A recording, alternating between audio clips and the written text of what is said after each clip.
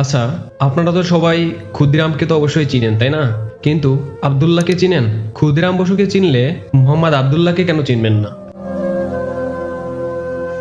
আমরা যারা বাংলাদেশের মানুষ ছোটবেলা থেকেই পাঠ্য বইয়ে ক্ষুদিরাম বসুর বীরত্ব কথা পড়ে বড় হয়েছি। ফাঁসির মঞ্চে যাওয়ার আগে তার সেই বিখ্যাত গান একবার বিদায় দে মা ঘুরে আসি শোনেনি এমন বাঙালি খুঁজে পাওয়া দায়। ক্ষুদিরাম আমাদের আবেগ, আমাদের জাতীয় বীর, কিন্তু বুকে হাত দিয়ে বলুন তো মোহাম্মদ আব্দুল্লাহ নামটা আমাদের কয়জন জানি? অথচ এই আব্দুল্লাহ ছিলেন একজন বাঙালি উপমহাদেশীয় বিপ্লবী, যিনি ব্রিটিশদের বুকে কাঁপন ধরিয়ে দিয়েছিলেন।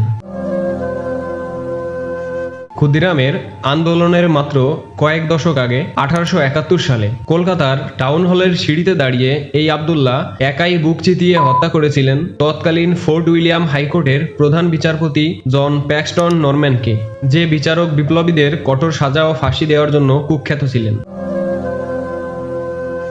ক্ষুদিরাম বসু কিংসফোর্ডকে মারতে গিয়ে বোমা ছুড়েছিলেন, কিন্তু ভুলবশত দুজন নিরীহ ইউরোপীয় নারী মারা যান, কিন্তু কিংসফোর্ড বেঁচে যান। আর মোহাম্মদ আব্দুল্লাহ একাই একটি ছুরি হাতে সরাসরি তার মূল টার্গেট ব্রিটিশদের প্রধান বিচারপতিকে খতম করে দিয়েছিলেন। আর ফলাফল দুইজনেরই ব্রিটিশদের ফাঁসির দড়ি। তাহলে আজ বাংলাদেশের ইতিহাস চর্চায় কেন এই আকাশ পাতাল বৈষম্য? কেন ক্ষুদিরামের নাম আমাদের মুখে মুখে আর আব্দুল্লাহর নাম ইতিহাসের পাতা থেকে এক প্রকার মুছেই দেওয়া হলো? এর পেছনে লুকিয়ে আছে আমাদের বুদ্ধিবৃত্তিক দৈন্যতা। প্রথমত, আব্দুল্লাহ যুক্ত ছিলেন ওহাবি আন্দোলনের সাথে।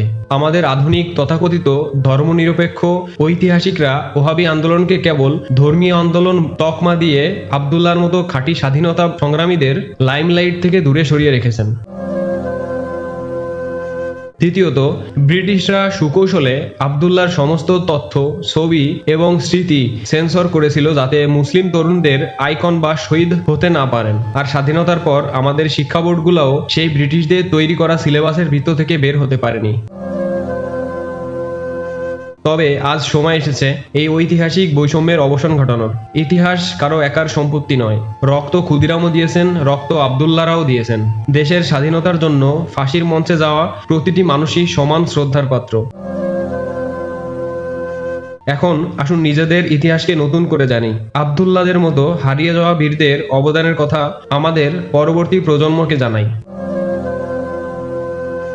ভিডিওটি ভালো লাগলে লাইক করুন এবং বন্ধুদের সাথেও শেয়ার করতে পারেন, আর সম্ভব হলে সাবস্ক্রাইব করে পাশে থাকুন। ধন্যবাদ।